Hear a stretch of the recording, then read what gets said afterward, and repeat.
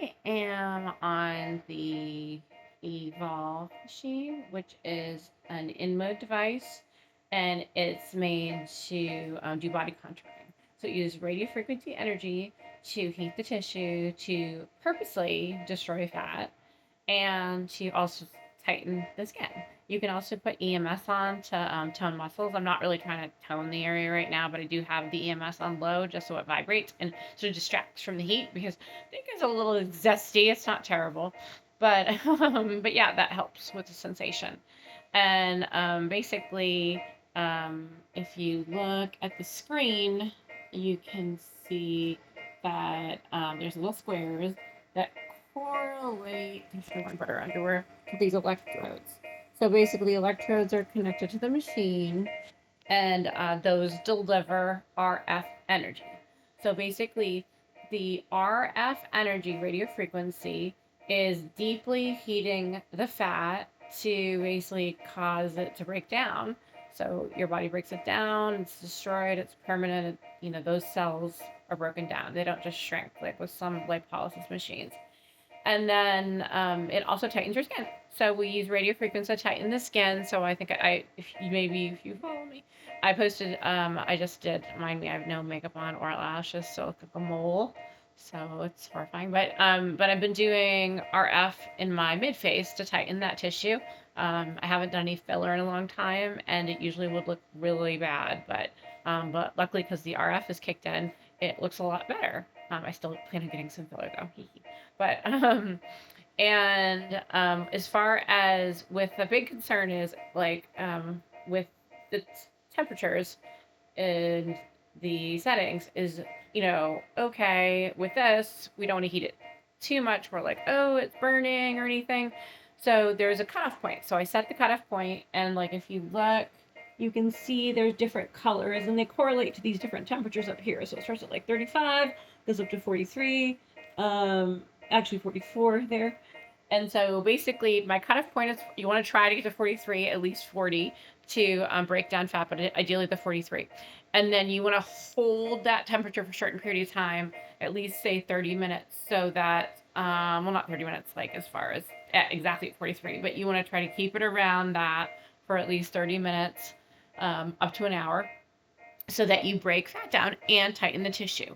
Now, there's like big concerns now with facial treatments, with Morpheus, other radiofrequency microneedling, radiofrequency, all therapy, all different types of treatments, soft wave, where people are like, oh my God, I don't want to do them because it's going to break fat down on my face. Because there's been lots of incidences of fat breakdown using tissue heating devices. And this is a tissue heating device I'm using on my body to break down fat. So Morpheus, for instance, is made by the same company, InMode, and it's like very famous for skin tightening, skin resurfacing, skin improvement. But it's gotten a bad rap because there have been a decent amount of incidences and a lot of stuff viral on social media about fat breakdown. And yes, people have had fat atrophy, so broken down fat, unwanted areas, hollowing, indentations. And the reason that happens is because the same technology is used to break down fat.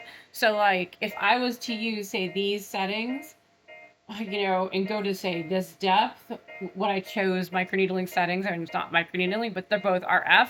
So if I was to go too deep and if I was to take and heat that tissue too much, I would accidentally break fat down versus you can use Morpheus also for body contouring.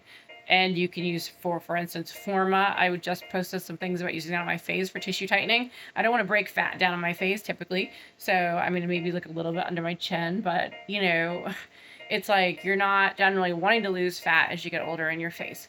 So, some people might want to lose some buccal fat or fat under the chin, but typically speaking, you don't want that. So it's like if you pick a setting, so I have thinner skin here, thicker skin here, it's thinner here. So I have to factor in the depth the needle's going to go or the depth the device is going to, and I need to factor in how much heat I'm driving into that. So settings we would use on radiofrequency microneedling for sculpting an area and tissue tightening, you would never use if you're just trying to tissue tighten and create wrinkles because it would break down fat. So basically, it's not idiot proof.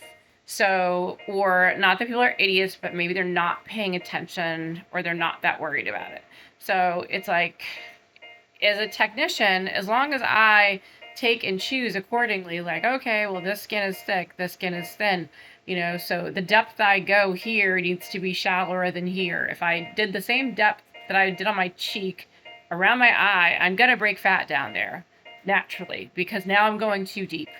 And then if I use, say, the same amount of heat I'd purposely use to break fat down under someone's chin and then use it on the cheek, then yeah, they could possibly get fat atrophy. So as long as the settings are correct for the person's skin, thinness or thickness, and what you're treating, then you're not going to have problems.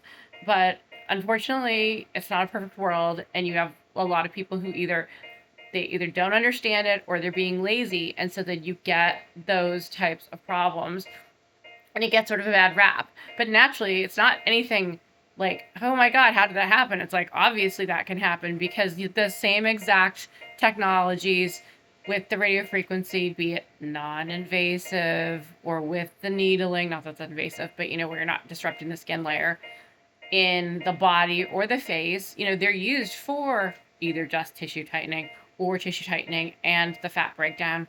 And so you have to set it accordingly and make decisions. And there's protocols for these. I mean, but some people aren't maybe good at like taking the time to do it or looking at how each person is different, because each person is very different. So like my cheek is going to be different than your cheek. How much fat there is, what depth it's at, how thick or thin the skin is there.